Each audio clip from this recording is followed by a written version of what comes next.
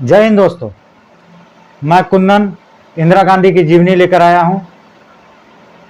कल मेरा थोड़ा सा तबीयत खराब हो जाने की वजह से कल वीडियो नहीं बना पाया, इसके लिए मैं दोस्तों से माफ़ी मांगता हूं। हम पिछले वीडियो में थे स्टोरी में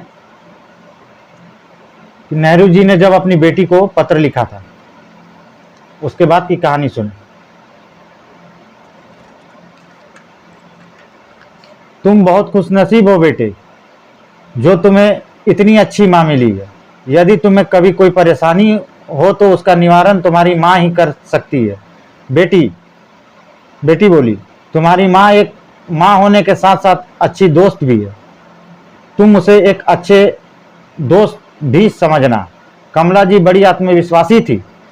उनके गुणों का इंदिरा पर बहुत बड़ा प्रभाव पड़ा था, किंतु उनकी तबीयत ठीक नहीं रहती थी। वे बहुत कुछ चाह कर भी इंदिरा के लिए सब कुछ नहीं कर पाती थी।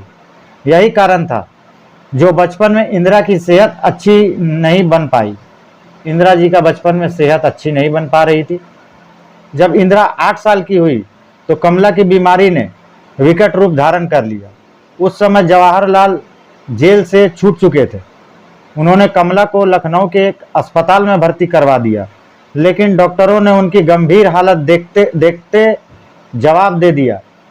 उन्होंने कमला को स्विट्जरलैंड ले जाने की सलाह दी। जवाहरलाल ने कमला को स्विट्जरलैंड ले जाने की योजना बनाई। वे जलियान द्वारा उन्हें जनेवा ले गए। उनके साथ इंदिरा भी गई हुई थी। स्विट्जरलैंड के कुशल डॉक्टरों ने कमला का अच्छी तरह से इलाज किया। परिणाम स्वरूप उनका स्वास्थ्य धीरे धीरे सुधरने लगा। इस बीच इंदिरा ने कुछ अन्य देशों का भी दौरा किया। वे लंदन, पेरिस और बर्लिन अपने पिता के साथ घूम आई। उन्होंने इन आज़ाद देशों की तुलना जब अपने गुलाम देश से की तो उनका हृदय बेचैन हो उठा। फिर भी उन्होंने अपना धैर्य बनाए रखा। इंदिरा ने वहां रहकर अपने पिता के साथ कई महीने लेखकों से मुलाकात की।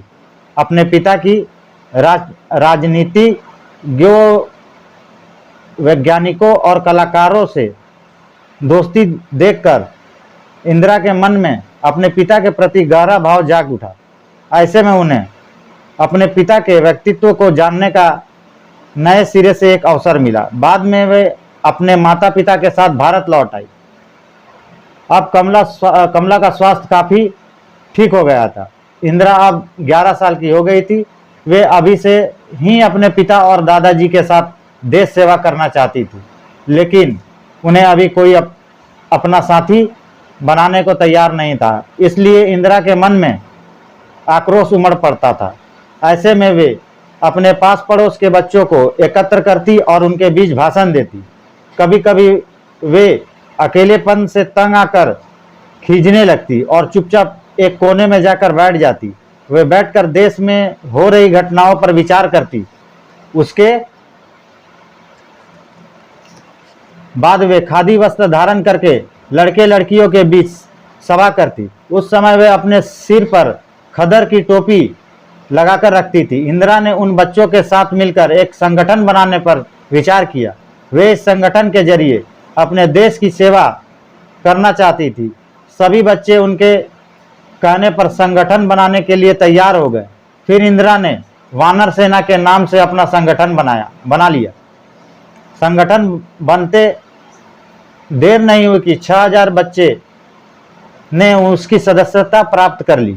वानर सेना कांग्रेस का काम करने में जुट गई। उस संगठन के बच्चे कांग्रेस के पर्चे इधर से उधर पहुंचाते थे, नोटिस बांटते थे और खबरों को गुप्त स्थानों तक पहुंचाते थे। इसके अलावा वे भोजन बनाने और घायल लोगों की सेवा करने का भी काम किया करते थे। वे वानर सेना की नेता बन गई थी। उनके कार्य को देखकर पिता जवाहरलाल को यह लगने लगा कि इंदु देश के वातावरण के अनुसार अपने आप को ढाल रही है। यह देखकर वे बहुत खुश थे। सन 1929 की बात है। लाहौर में कांग्रेस का अधिवेशन होने वाला था। अधिवेशन की अध्यक्षता करने के लिए जवाहरलाल को चुना गया था। वहां रावी नदी के किनारे 3 लाख से भी अधिक लोग शामिल थे। अधिवेशन में यह निश्चित किया गया कि भारत में 26 जनवरी सन 1930 को स्वतंत्रता दिवस मनाया जाएगा। उस दिन देश के सभी लोगों को एक प्रतिज्ञा पत्र पढ़कर देश को आज़ाद करने की कसम खानी होगी। इसके लिए नेहरू जी ने स्वयं प्रतिज्ञा पत्र तैयार किया। उस समय उनके पास इंदिरा जी बैठी हुई थी। उन्होंने इंदिरा से प्रतिज्ञा पत्र पढ़ने के लिए कहा। इंदिरा ने बड़े जोश और जुनून के साथ उस पत्र को पढ़कर सुनाया। इंदिरा ने उस पत्र में लिखी बातों के अनुसार अपने आप को ढाल लिया और उसे निभाने की प्रतिज्ञा कर डाली। जैसे जैसे बचपन बीतता जा रहा था, वैसे वैसे राजनीतिक कार्यों के प्रति इंदिरा का रुझान बढ़ता जा रहा था। वे अपना एक पल भी व्यर्थ नहीं गंवाती थी। खाली समय में वे चरखे से सूत काटा करती थी। समय समय पर उनके दादा और पिताजी उन्हें देश सेवा से जुड़ी तमाम बातें बताते रहते थे। 12 मार्च सन 1930 को गांधी जी ने जब नमक सत्याग्रह के लिए अपनी दांडी यात्रा आरंभ की तो वे लगातार 24 दिनों तक पैदल चलते रहे। उन्होंने 241 मील पैदल चलकर दांडी के समुद्री किनारों पर समुद्री पानी को उबालकर नमक बनाया। नमक सत्याग्रह आंदोलन ने पूरे देश में विकराल रूप धारण कर लिया था। देश की कई जगहों पर नमक बनाने का काम आरंभ हो गया। साथ ही देश के तमाम स्त्री पुरुष विदेशी कपड़ों व शराब की दुकानों पर धरना देने लगे। वे विदेशी चीजें अपनी देश से हटाना चाहते थे। इस आंदोलन में इंदिरा की माता, पिता और दादा भी शामिल थे, जिन्हें अंग्रेजी सरकार ने गिरफ्तार करके जेल भेज दिया। इंदिरा घर में अकेली थी। जवाहर को इंदिरा की पढ़ाई की चिंता लगी रहती थी। ऐसे में उन्होंने जेल से पत्र लिखकर अपनी पुत्री को देश के इतिहास की जो शिक्षा दी वह अथक परिश्रम करने के बाद भी प्राप्त नहीं की जा सकती थी। उन्होंने पत्र के जरिए अपनी पुत्री की रंगों में भारतीय संस्कृति का एक एक कतरा भर दिया, जिसे इंदिरा कभी भूल नहीं पाई। जवाहर ने उनके हृदय में सत्य की वो रोशनी जगा दी जो इंदिरा को आजीवन सच्चाई के रास्ते पर चलने के लिए प्रेरित करती रही। जवाहरलाल की शिक्षा ने अपनी बेटी के रास्ते में ज्ञान की किरणों को आलोकित कर दिया था। उनके द्वारा जेल से भेजे गए पत्रों का संग्रह विश्व इतिहास की झलक के नाम से छपा था, जो देश विदेश में लोकप्रिय हुआ। जेल में रहकर मोतीलाल नेहरू दमा रोग से पीड़ित हो गए, इसलिए अंग्रेजी सरकार ने उन्हें रिहा कर दिया। रिहा होने के बाद वे इलाज करवाने के लिए परिवार सहित मसूरी चले गए। उनके साथ इंदिरा भी मसूरी हुई थी। आनंद भवन में उस समय कमला के अतिरिक्त और कोई नहीं था। जवाहर जब जेल से बाहर हुए तो वे कमला को लेकर अपने पिता को देखने मसूरी गए।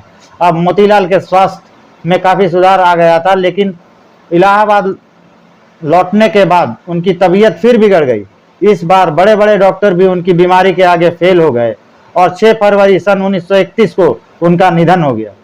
मोतीलाल की मृत्यु से नेहरू परिवार पर दुखों का पहाड़ टूट पड़ा था।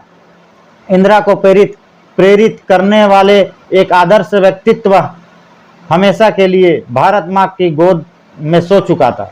ऐसे में इंदिरा के जीवन का अकेलापन और बढ़ गया। उनके पिता जवाहरलाल ने अपनी पुत्री की भावनाओं को समझकर उसे पढ़ने के लिए पूना के एक स्कूल में भर्ती करवा दिया। उस स्कूल का नाम पीपुल्स ऑन स्कूल था, जहां इंदिरा का दाखिल 7वीं कक्षा में हुआ था। इस स्कूल में इंदिरा की फुफेरी बहन भी पढ़ रही थी। उसी के साथ पढ़ने के लिए इंदिरा को जवाहर ने पूना भेजा था। पूना में कुछ दिनों तक इंदिरा उदास रही, मगर फिर वे अपने स्कूल के बच्चों के साथ घुल मिल गए। इंदिरा विदेश में घूम चुकी थी, इसलिए उनकी बुद्धि का विकास बहुत अच्छा हुआ था। उन्होंने सन 1934 में पूना से 10वीं की परीक्षा उत्तीर्ण की। वे वहाँ राजनीति पर खूब चर्चाएं करती और पत्र पत्रिकाएं बड़े चाव से पढ़ती, इसलिए स्कूल की कमेटी ने उन्हें साहित्यिक सभा का मंत्री बना दिया। साहित्यिक गोष्ठियों में वे खुलकर हिस्सा लेती थी। इंदिरा आनंद भवन में गांधी जी से कई बार मिल चुकी थी, इसलिए गांधी जी का उन पर अमिट प्रभाव पड़ा। उस समय गांधी जी यरवदा जेल में बंद थे। यरवदा पूना के समीप था। एक दिन इंदिरा स्कूल से छुट्टी लेकर गांधी जी से मिलने यरवदा जेल जा पहुंची। वहां उन्होंने गांधी जी को अनशन पर बैठा देखा। वापस लौटकर इंदिरा ने भी अनशन रखा। उसी दौरान पूना में गांधी जी के अनशन को लेकर एक प्रार्थना सभा हुई। इस सभा में इंदिरा ने अपना जोशीला भाषण देकर सभी को चकित कर दिया। उसी दिन उन्होंने अपने दिल से छुआछूत की भावना मिटाने का प्रण लिया। अगले दिन वे एक निम्न जाति की लड़की को अपने घर ले आई। उन्होंने उस लड़की को अपने हाथों से नहलाया धुलाया, उसे नए कपड़े पहनाए और अपने हाथ से खाना खिलाया और रात को अपने साथ सुलाया भी। फिर इंदिरा को यह महसूस हुआ कि वे गांधी जी के पद चिन्हों पर चल रही है। उसी दिन उनके मन से छुआछूत का भाव हमेशा हमेशा के लिए मिट गया। इंदिरा कर्म करने में अधिक विश्वास रखती थी। उन्होंने बड़ी मेहनत करके पूना से मैट्रिकुलेशन की परीक्षा उत्तीर्ण की। अब उनके सामने यह सवाल उठ रहा था कि वे अपनी आगे की पढ़ाई किस स्कूल में करें। जवाहरलाल चाहते थे कि इंदिरा शांति निकेतन में पढ़े और कवि रविंद्रनाथ ठाकुर की छत्र छाया में रहे, किंतु शांति निकेतन का वातावरण बिल्कुल आश्रम की तरह था। वहाँ छात्रावास के नियम बड़े कड़े थे। सभी को अपना कार्य स्वयं करना पड़ता था। सुबह 4 बजे उठना होता और 6 बजे कक्षाओं में पहुँचना होता था। इंदिरा ने अपने आप को पूरी तरह से वहाँ के वातावरण में डाल लिया। वे शांति निकेतन में कवि रविंद्रनाथ ठाकुर से शिक्षा प्राप्त करने लगी। इंदिरा वहाँ खदर की साड़ी पहनकर नंगे पांव रहा करती थी। उन्हें इस हाल में देखकर लोगों को बड़ा आश्चर्य होता था। इंदिरा शांति निकेतन के नियमों का बड़ा सख्ती से पालन करती थी। वे कवि रविंद्रनाथ ठाकुर के उपदेश बड़े ध्यान से सुनती थी और उनके बताए नियमों का उल्लंघन करना कतई पसंद नहीं था। एक बार यूरोप के प्रोफेसर का शांति निकेतन में आगमन हुआ। दोस्तों, अब आगे की कहानी अगले पार्ट में मैं लाऊंगा। जय हिंद दोस्तों।